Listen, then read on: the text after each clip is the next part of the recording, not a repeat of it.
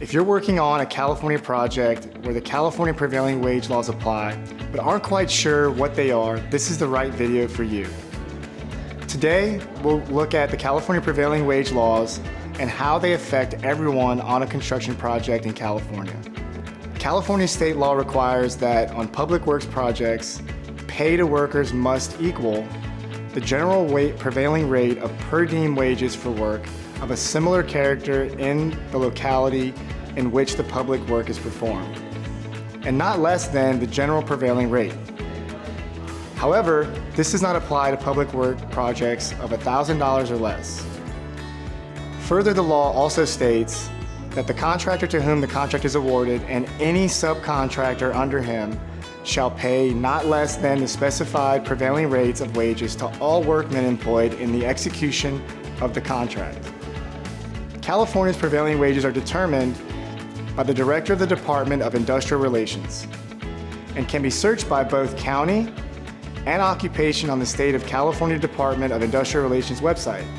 The Director sets the prevailing wage rate according to collective bargaining agreements and rates predetermined for federal public works within the locality and the nearest labor market. There are actually committees made up of employers and labor organizations that represent employees in a certain industry and certain location. These committees are responsible for monitoring prevailing wages and are able to bring actions against a California employer who fails to pay the prevailing wage to its employees.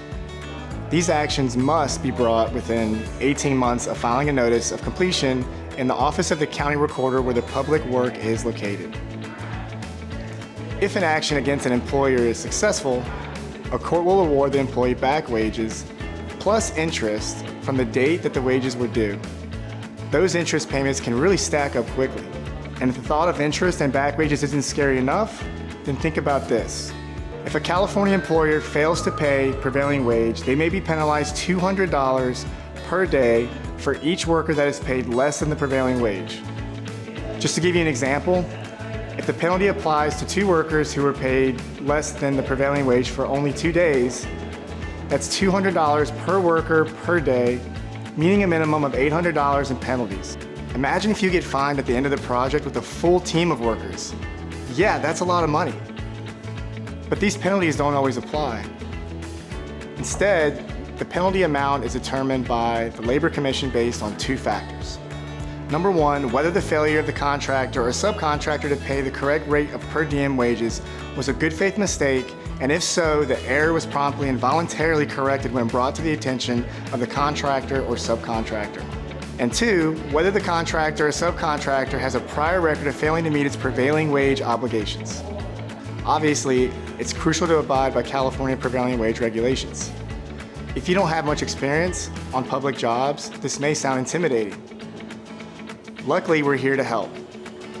Visit Levelset.com and check out the resources we put together for you. Leave a comment down below and let us know about any concerns you might have about meeting the prevailing wage requirement. And please subscribe to our channel if you want to see more construction payment related videos. And remember, payment help is here.